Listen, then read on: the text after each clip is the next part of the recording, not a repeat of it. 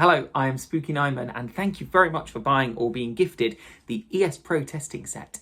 I'm very, very proud of this, and I'm very excited that it's finally out into the wild.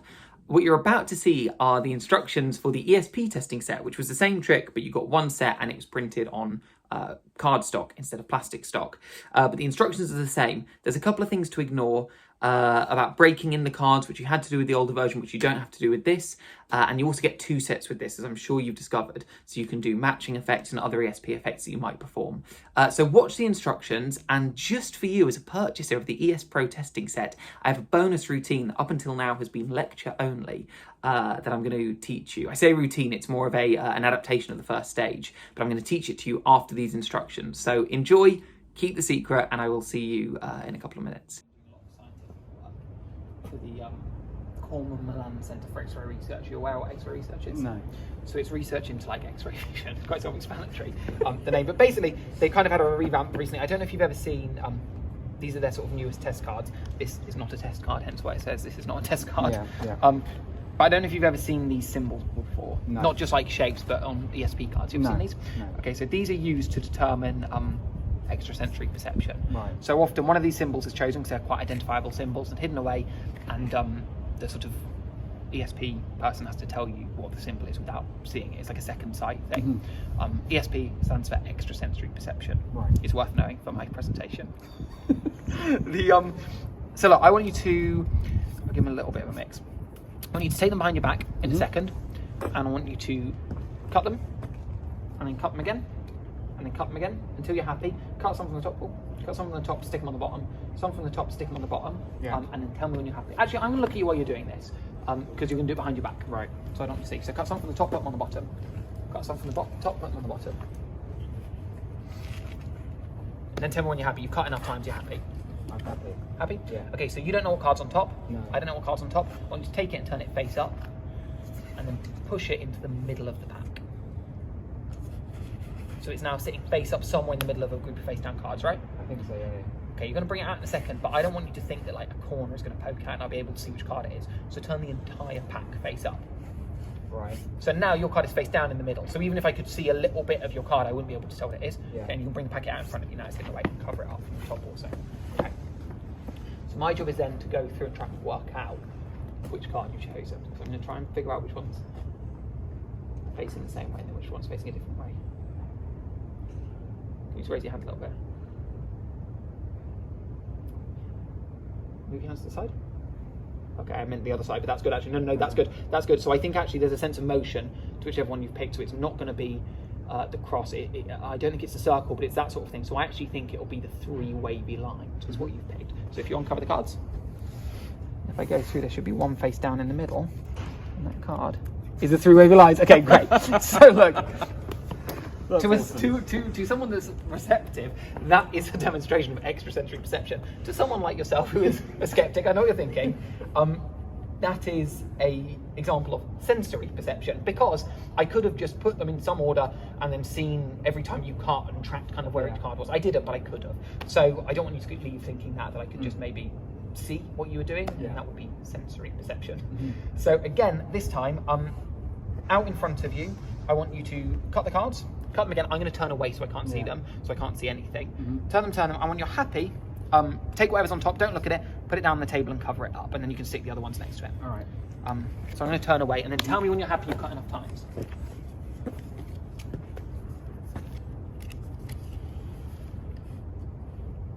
You happy you've cut enough times? Happy, yeah. And are you covering up your card? Yes. Perfect. I can turn around, yeah. So I can't see it. Okay. And again, cover up this one too. So this time, I can get that out of the way.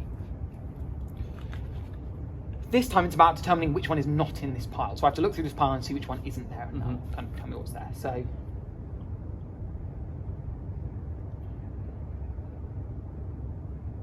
you mind if I touch your hand? Go for it.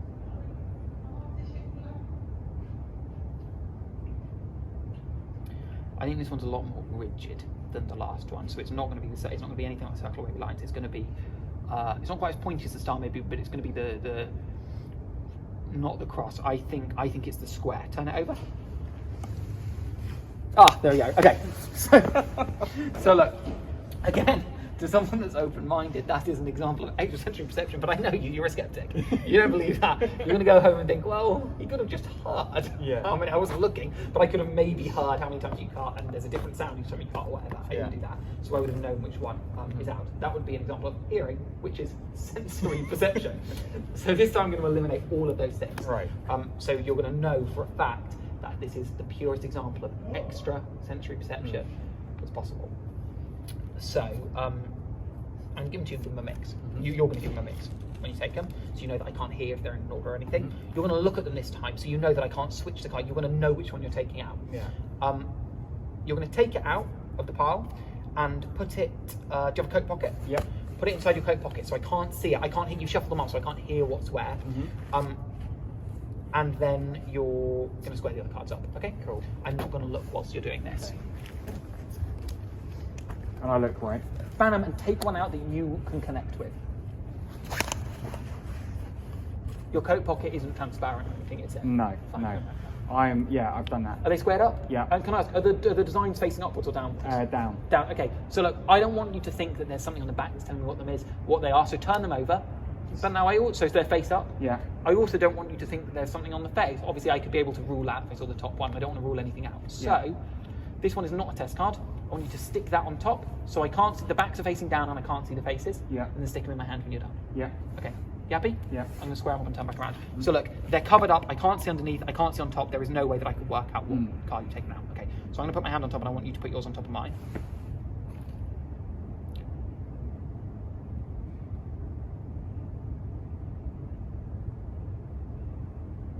So from the cards, again, I'm getting quite free motion, but I'm also from you detecting a sense of familiarity.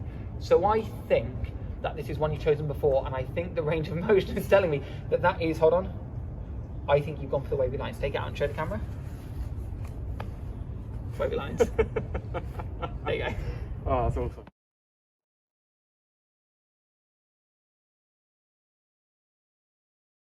Hello, I'm Spooky Nyman, and thank you so much for joining me for this, the first ever live magic tutorial. I thought you weren't going to join, you're a couple of minutes late, but you're roughly on time, so thank you so much for being kind of prompt and getting here roughly on time. If you can just give your webcam a bit of a clean too, so I can see you better. It's a fantastic top you're wearing.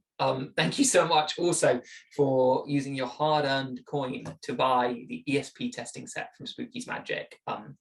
It's something I'm very, very proud of. I'll tell you very briefly about the history of it in a minute.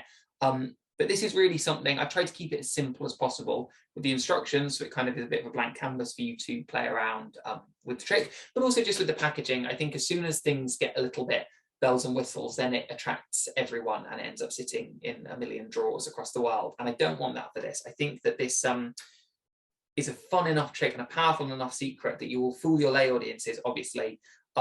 But you also stand a real chance of fooling your magician friends, because this is a very, very underused method.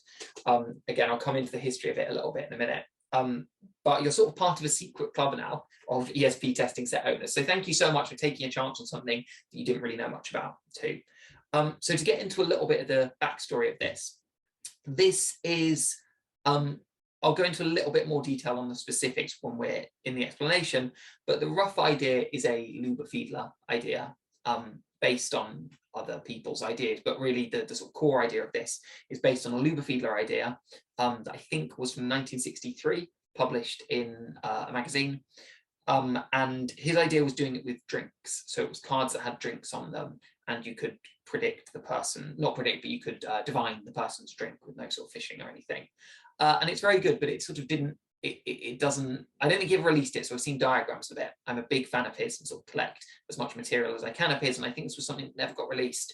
But it's sort of half an idea, like a lot of his things maybe were. They're brilliant methods, but the idea doesn't really, the trick doesn't live up to the method necessarily. It's the sort of thing that you'd see and be like, oh, cool, but you could have just had sort of markings on the back of the cards, which these do, but the method was much better than the trick. So then over a couple of years I've been trying to work out what could you do, and have various ideas, some of which will come out over the next few years that use this same method, and some of which won't. But this was the idea that I kept coming back to, because I think it is a design that people are as familiar with as they are with just the ESP symbols, that kind of ink blot test design, which brings me neatly onto the card. So anyway, so thank you, Luber-Fiedler. rest in peace, for this phenomenal idea, and hopefully he would have enjoyed this application of it. So inside your envelope, you will have received 8 cards. One of them had the instructions link, which you would have followed to get here. And the other cards are the trick cards. So I'm going to switch camera here to show you what they are. I've got my James Bond set up with my stream deck and everything. Very impressive. So this first one, this is not a test card. On both sides it says this is not a test card, and it is not a test card. There is no gimmick to that card. We then have the 6 or 5 traditional ESP symbols, and that famous, the most famous of all the ESP symbols, the hexagon, because I wanted 6 cards. Anyway, you have circle, the cross, the wavy lines, the square, the star, and the hexagon. So there are 6 designs, and they all are that orange color with the blue sort of ink blot behind them. They are all marked on the back. So I'm going to put pictures up of this, but card number 1, for those of you who don't know, by the way, because this is something that I assume everyone knows, and actually some people don't, so forgive me if you know this, but I'm going to go over it for the benefit of those that don't. The ESP symbols are naturally in stack. So a circle has 1 line, a cross has 2 lines, wavy lines is 3 lines, 4 lines on a square, 5 points on a star, and 6 lines on a hexagon. That's a very, very, very easy stack to remember. Again, that card doesn't really count. But very easy to remember that is 1, 2, 3, 4, 5, and 6. So they should have in your envelope come in that order anyway, so you don't need to reorder any. They should, it doesn't make too much difference, but they should all be pointing the same way on the back. And that is them in stack 1, 2, 3, 4, 5, 6. So onto the markings. If you've examined the cards in any detail, you may have picked this up. It's bold enough for you to be able to spot it during performance, but I do think it's relatively invisible for an audience because it's buried in jargon. No one cares what this says. Hopefully they look like official cards from the Corman Milan Center for X-ray Research, developed by ESP and Pippin, and they have reference codes on them. So it should look exciting enough to be kind of engaging for a spectator. I'll switch back cameras, why not? Engaging enough for a spectator, but also boring. No one's going to read the credits for these scientific test cards because they look scientific. They look like something that maybe you've been shown in an eye test before, or maybe you've seen people use in a lab or something like that. So it's kind of dull enough we don't really focus on it. But at the bottom of each card is a reference number, and that reference number changes. 1 digit of it changes depending on what card. So the reference on the first one, reference number is 190997, just by complete coincidence, my birthday, the 19th of September, 1997. Number 2 is 290997, the 29th of September 97, which is not my birthday. Number 3 is 390997. Number 4 is 490997. Number 5 is 590997. Number 6 is 690997. Very, very easy to remember. So it's the first digit of that reference number at the bottom, which you should be able to spot relatively quickly. So again, to correspond those to the designs, 1909 is the circle, 1 line. 2909, that's 2 lines, that's the cross. 3909, that's 3 lines, wavy lines. 4909, 4 sides, square. 5909, star, 5 points. 6909 is the hexagon. So they are marked on the back, which explains the first stage of the routine. So if I go through that, collect them in order.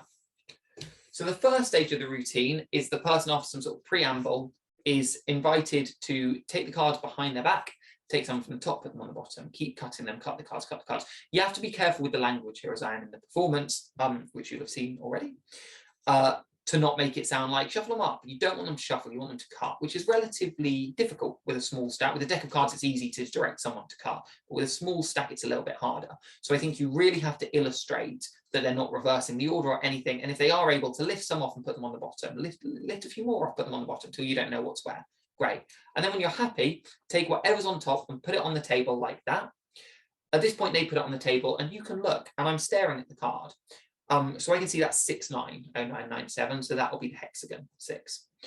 They don't think anything fishy is going on at this point, so put that on the table, and then I can turn around and go, okay, and look, I want you to cover it with your hand too, so I can't see any of the information on the card. So at that point, I've glimpsed it. I've glimpsed the code on the bottom. I know that's the hexagon. They cover that, great, and then bring everything else out, and you can cover that too. So I'm not, all the work is done at that point. I've already glimpsed that. If I miss it, or I get nervous and I go, okay, cover that, and I haven't looked at it, then I can always look at the other cards here, cover that up, and then bring the other cards out. And again, when they've got those on the table, the heat's off that one, and again, you can cover these cards up. I can see that that's 5 is the one on top of this, which must mean, because they're in order, the next one is 6. So look, I'll illustrate that a different way. So take some, put them on the bottom again, behind your back or onto the table, cut them, cut them, cut them. They're cutting them. Okay, so whatever's on top, bring it out and cover it up with your hand. That's great. Okay, so I've missed the mark. That's all right. And I'll bring the other cards out and stick them on the table. That's great. And you can cover these ones up with your hand too. So I know that that's 1, which means this will be 2, the cross. Beautiful. Not very light there. There you go, the cross. So that's stage number 1. So stage 2 of the trick does not utilize the marking. Stage 2 of the trick is inspired by a trick that I have done for a long time. It's my favorite trick, which is a trick that's normally done with Stebbins stack with a regular deck of cards. I learned this trick from Pat Page. Larry Becker has also taught this trick. I don't know the history of it. It's cited to a million different people. It goes back really, really far. But those are the people that I learned it from, at least. And it's a trick that's normally done with Stebbins, or any stack that's sort of loosely cyclical, at least. And I've done it with these cards. So if I switch over, you'll see that by the end of the first stage, they're in some order that is 1, 2, 3, 4, 5, 6. So even if they've been cut and the cut completed, they'll be in 4, 5, 6, 1, 2, 3. So they're going up 4, 5, 6, 1, 2, 3. You want it reversing for the next stage. So what I do is casually, whilst I'm talking, just peel cards off and reverse shuffle them like that.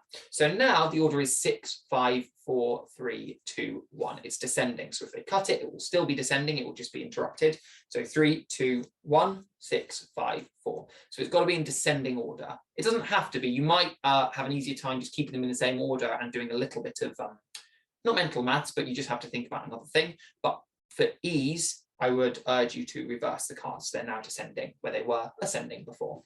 So they take the cards behind their back, and you tell them again, face down, they're going to cut some off the top, put them to the bottom. Again, cut some off the top, put them to the bottom until they don't know where anything is. Cut some off the top, put them to the bottom, yada, yada, yada. Same as the first stage. So this time, you do the spiel about saying, now look, I might have beforehand, an email came through, a very important email, sorry. It wasn't an important email, it's actually a newsletter. Ridiculous. You do the spiel about the first stage might just have been sensory perception. If, for example, this was highly polished felt, which it's not, no such thing exists, but if it was, or the wood was polished, maybe that's plausible, and you took your card out, I might have slightly glimpsed around, seen a reflection of your card and known what your card was, and I'm just lying to you. That would not be extrasensory perception, that would be sight, which is a sense, and that would be sensory perception. That's not impressive, and I know that you're not that skeptical, but if someone was skeptical, they would kind of claim that that wasn't a fair test. So we're going to do it again and make it fairer. You're not going to separate your card out here just in case I'm catching a reflection. What you're going to do is take them behind and cut them. So that's how you get into that. They're cutting the cards behind their back. Okay, great. Stop whenever you want. Don't let me influence you. They've stopped.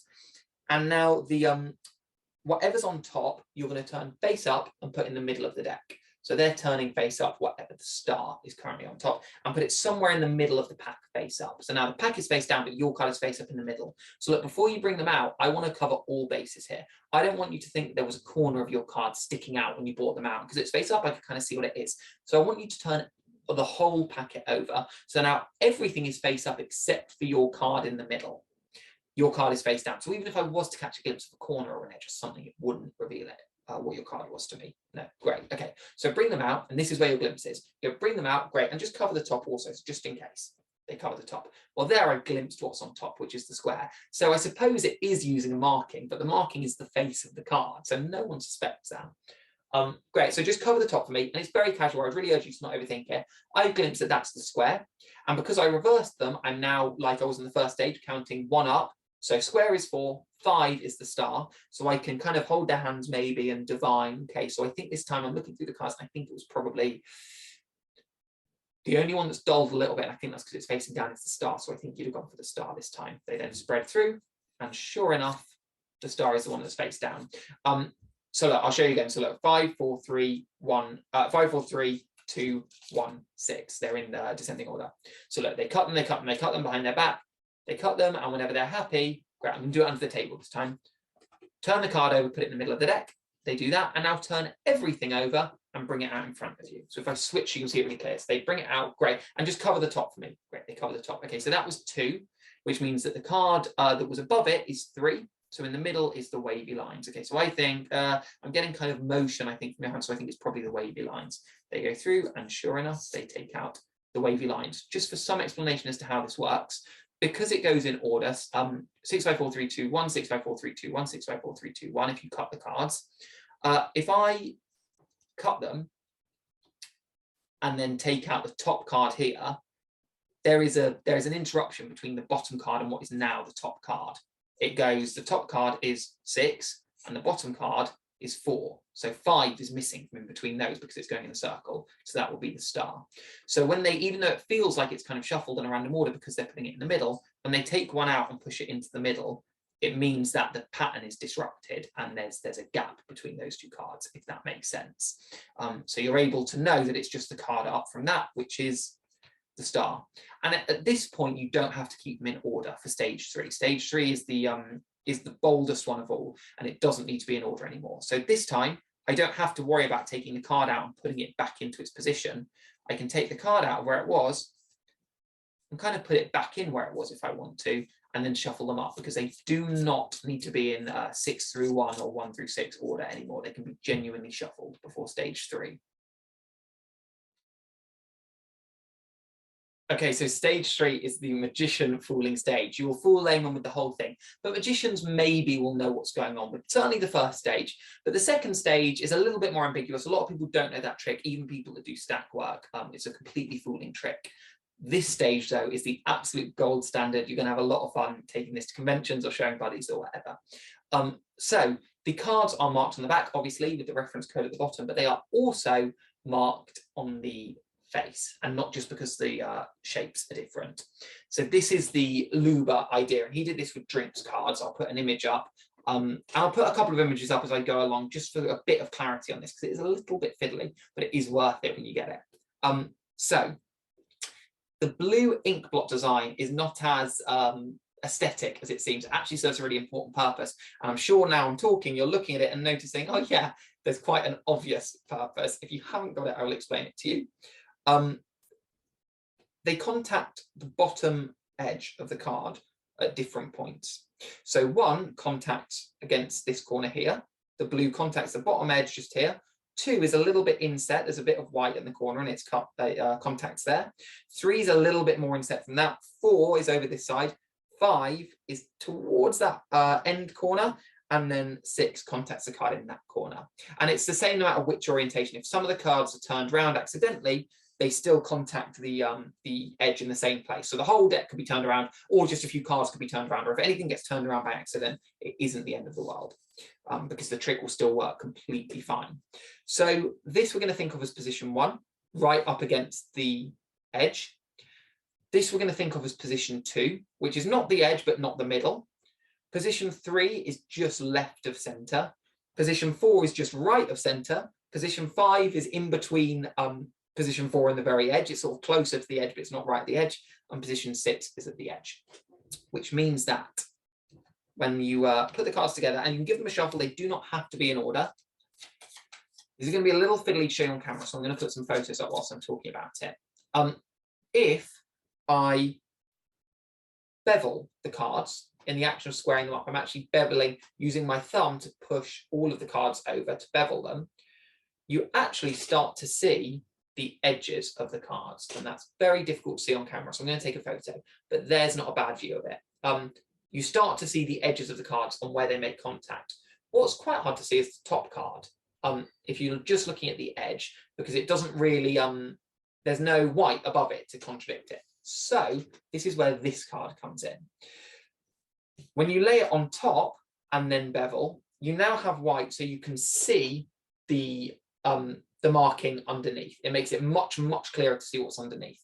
So you sort of disprove the second stage by explaining that again, a bogus explanation. They know it's bogus at this point, but it's still quite fun to go along with it. Look, maybe I secretly knew the order the cards are in, and I heard how many times you cut them and roughly how many cards I think you cut, so that I knew roughly what would have been on top when you stopped. I mean, the truth is that isn't that far. It's obviously not a hearing thing, but it's not that far away from the explanation, which is you knew what they cut because you looked at the bottom and then you knew what was on top.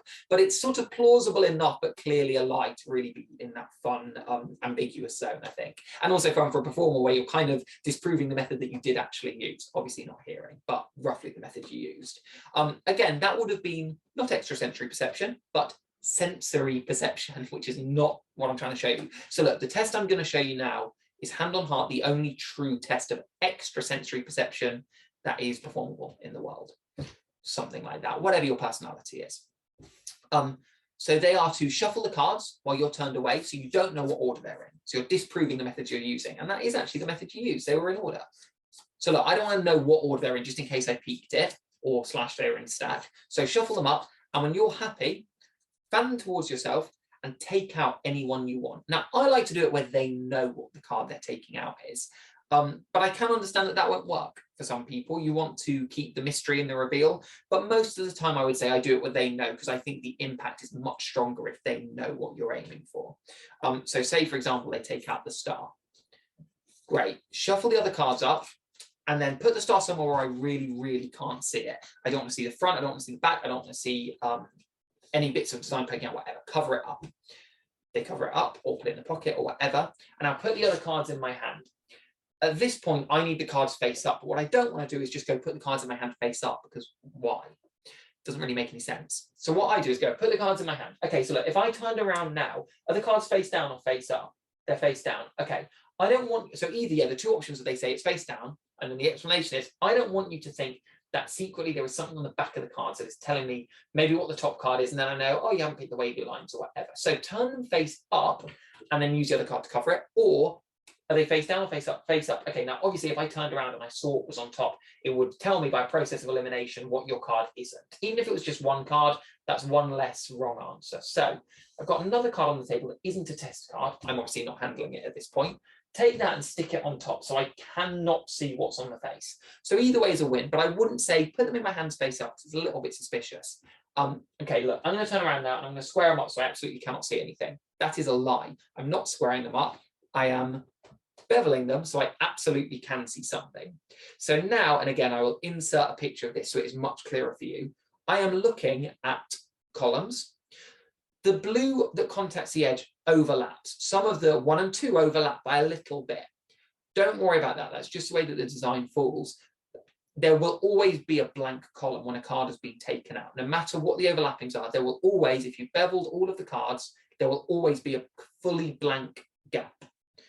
So I can see there is a blue line in position number 1. I can see there is a blue line in position number 2, position number 3, position number 4, and then there's a blue line in position number 6, but there is no blue line in position number 5. That is completely empty if I scroll down. And they're not in they're not in like descending or ascending order, but they are, the columns do go numerically 1, 2, 3, 4, 5, 6. So I know that number 5 is missing. And the more you do this, the quicker you'll get at knowing the differences between 2 and 3, 4 and 5. 1 and 6 are easy, they're other ends.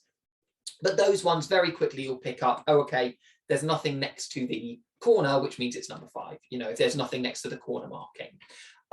So that is how you get the glimpse, and then they obviously react amazed and then reveal what their card is for the benefit of everyone else. So that is stage 3 of the ESP testing set. And that one really, really is, I think, the gold standard. And you can disprove every method that maybe they've thought about beforehand, or like I do, you can provide them with fictional methods if they're not thinking along those lines, and then disprove those. But that is completely imperceptible and completely fooling. You can also disguise that peak however you want. So what I tend to do is, look, I'm going to square them up. And again, I want you to put your hand, I'm going to put my hand directly on top of them, and I'm looking at that. I'm going to put my hand directly on top so I can't see, but I want you to hover your hand a little bit above so I can pick up maybe some signals from you, whatever that mumbo jumbo is. But don't, obviously, make sure you don't go, okay, so look, you put the cards in my hand, because then it's like, what are you looking at? Whereas having some reason to look down at your hand or the cards. Okay, so look, the cards are in my hand. I obviously, the weight difference is, there's no difference in the weight between the cards. So it's not like I can tell which 5 cards are in my hand. You know, even something like that, which gives you an excuse to kind of bring the focus down to the stack, which from their angle is not beveled, their angle is completely covered. But it means that I can glimpse really, really quickly. And then if I want, you don't need to, just give them a little bit of a square there and completely square them up again. But you don't need to. And I would also urge you not to go, okay, so look, yada, yada, yada, and then put them on the table and go cover them up.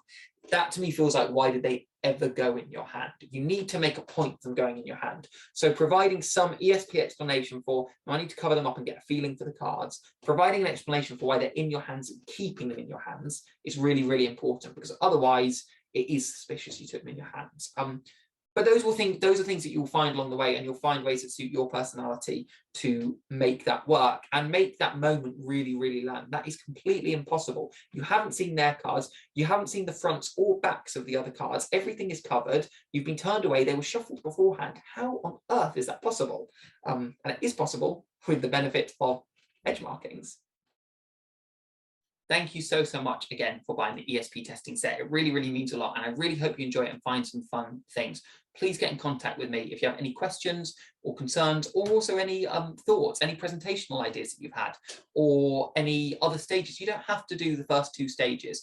They are normal ESP cards other than the edge markings and the back markings, so they can be used for any ESP routine you would do normally. And they're nice. Aesthetically, they're really nice and a really interesting departure from traditional ESP cards. Without feeling too kind of radical and alien.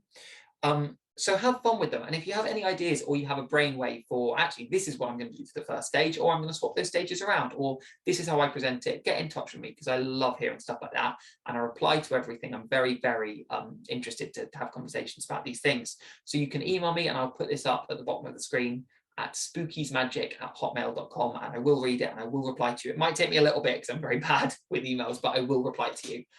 So let me know what you think, and keep it a secret. It's really a rarely used method, and I think it's important to not just immediately share methods with magician friends. It's exciting too, and if they really like it, obviously point them in that direction, because it might mean that they buy one.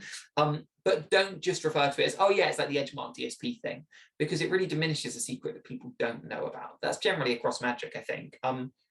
You'll fool magicians, and a lot of magicians will react by going, oh yeah, very nice, very nice. So they're kind of marked, are they?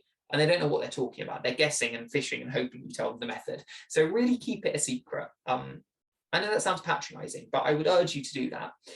If you liked that, there are 3 other things you can buy. There is a trick I've got called Folder Roll, that's on sale through loads of shops worldwide, or through spookiesmagic.co.uk or mazelmagazine.co.uk. That is a paper folding giveaway card reveal that's very, very sweet.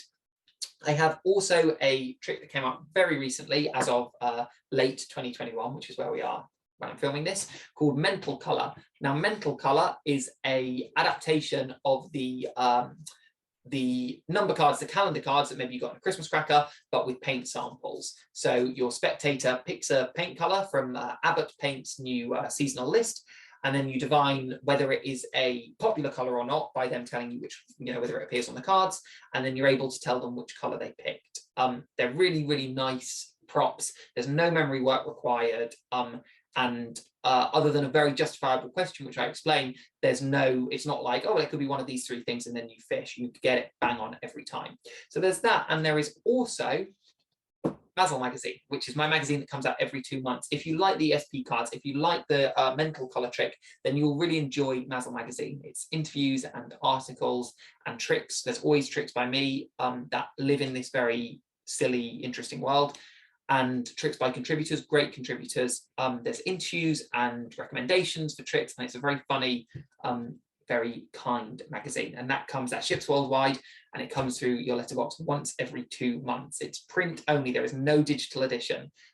So if you like having a sort of tangible thing to read, then I would recommend you go to mazelmagazine.co.uk and sign up for that. But again, get in touch, any questions, concerns, anything like that. And again, thank you so much for buying the ESP testing set. I hope you have fun with it. Now, if that isn't a magician fooling secret, then I don't know what is. I hope you enjoyed it. Keep the secret to yourself. and have fun showing laymen, but also have fun showing magicians, because it's incredibly infrequent that anyone is able to guess it. There's one person who's guessed it spot on, and other than that, everyone's like completely stumped by it. So have fun with it and practice it and do it well, please. So I was performing it for a while and lecturing it, and there was something kind of in the back of my mind that was, it would be really good if the spectator could reveal what the symbol was instead of me doing it. It's the only thing that's missing for me, is if they could do it, then surely it would elevate the trick. And I wrestled with that for a while, because I don't 100% believe that's true. I think that it actually kind of changes the flow of the trick if they reveal it. It kind of muddies the story. But magically, it's pretty impressive. So I don't always do this. It's an adaptation of the first stage that I've been lecturing, but it wasn't on the old instructions, as you've seen. I don't always do it. The tone has to be right. But if you're dealing with the right person, then I think it's worth doing. And it's also really important that this is not instant stooging. For a while I was like, well, if I know what the card is, maybe I could signal the card, maybe I could name it and tap their hand or something, you know, give them some kind of signal. But I didn't want them to leave and go, well, you just kind of told me what it was. I didn't really reveal it, you know, and they have to be a really good spectator to want to play along with that. And I don't want them to have to play along with that. So I came up with this. The first stage, they take the cards behind their back, they cut, and they bring the cards out face up. Ideally face up, or the cards are turned face up and then covered. And I know what the card is at that point. So what I've taught on the other instructions and what I was doing previously was divining the card, announcing the card, and spreading through. But what I do now, if the tone is right, is so say that I've worked out that the card is the circle. Okay, I've seen what's on top and I know, okay, so the circle's going to be turned over in the middle. I go through all the spiel of, okay, think about the curve shapes, think about oh, okay, so this is a, wow, yeah, I'm feeling that this is, curves are coming through quite strong for me. So that is going to be the circle or the wavy lines, okay? Bear in mind, they don't know what it is at this point. There's going to be the circle or the wavy lines. Of those two, think about those two and try and focus in on the card. If you had to try and work it out, what would you say it was? Now, either they say the wavy lines and I go, so I would go, well, of those two, which do you think it is? Wavy lines. I know that's wrong. So I go, wavy lines. Okay, let me see.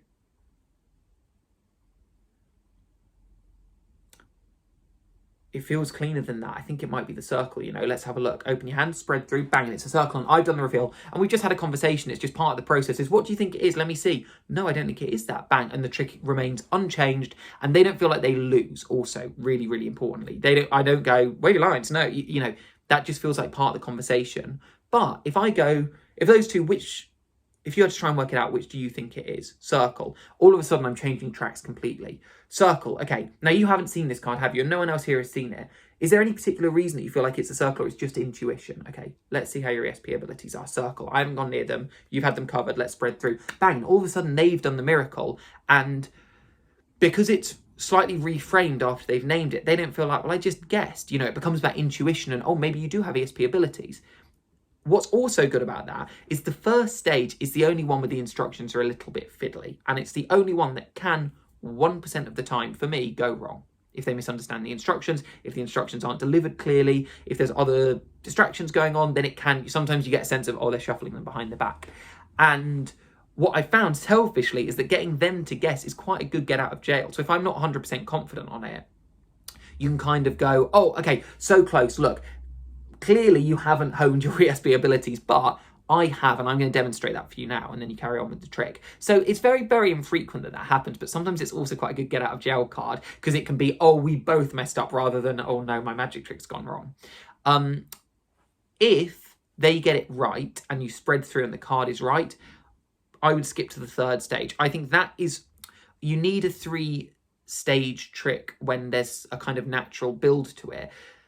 But if I was to do that effect where they would get it right, and then I would go, no, I'm going to do it in slightly less impressive circumstances, but then I'm going to do it in really good circumstances afterwards. It's like a very weird shape to the trick, and it doesn't really make sense anymore. So I would do that stage, they get it right, go, look, now that people might think it's guesswork. You and I know that isn't guesswork. You've got ESP abilities, obviously, but they might think it's guesswork. So now I'm going to show you the only pure example of it, and then you go into the third stage, and like you're on their team, but now you're going to show it in like a hands-off way that maybe they aren't able to do. But if they get it wrong, then go, okay, look, let's try it again. That's okay. It takes a while to hone these things. So let's do it again. I'm going to give it a go this time, if that's okay. I'm going to turn my, whatever, and then you go into the second stage. But I wouldn't, if they get it right, I then wouldn't do the second stage. And then the third stage, I just go amazing first stage where they do the reveal to amazing third stage where you do the reveal. And that weirdly kind of smooths over where previously would have needed to be a three-stage structure. Anyway, that's the trick. I really hope you enjoy it. Have a lot of fun with it. I've changed a couple of things on this design. The markings are quicker and cleaner to read. The number markings are bigger because a couple of people, I think, struggled a little bit with the other ones. They were fine for my eyesight, but I think a lot of people, eyesight varies. So everything's a little bit bigger and a little bit bolder and a little bit neater on these ones. You can also do it with 2 packets. Put the packets together, shuffle them up and take a card out. And instead of just looking for 1 dot in every column, you're looking for 2 dots in every column, and it's amazingly quick to work out what only has 1 little, dash in its column. It's way quicker than you think it is. Obviously put a not a test card on top, but you can actually get it really quick. So if you wanted to introduce 2 packets at the beginning, do the first stage with one, the second stage with another, and then mix them together and then get them to take a card out, you absolutely can. And it's really, because these are really easy to spread, these plastic ones, it's really quick and easy to get a reading on it, even when they're shuffled together. Have fun with it. Send me any ideas you have, spookiesmagic@hotmail.com or mazzlemagazine@hotmail.com. I've got other tricks that have come out since I did the other tutorial. Tourist Trap is a very, very fun mind reading effect. There's 2 great mind reading effects that's built into like an open top bus tour, like a tourism leaflet. Mental Colour is a paint, similar mentalism trick. You divine what paint someone's chosen from paint sample cards. There's a trick called Best in Show with Card Shark that again I sell through mazzlemagazine.co.uk. That is a blank deck that prints and then reorders itself into new deck order. Very cool effect. A trick called First Class that's come out with Penguin, and when this is out, hopefully my my next trick with poker chips will be out with Penguin, but it may not be out yet, but look out for it if you haven't seen it already. And send me any questions, any thoughts you have, and enjoy.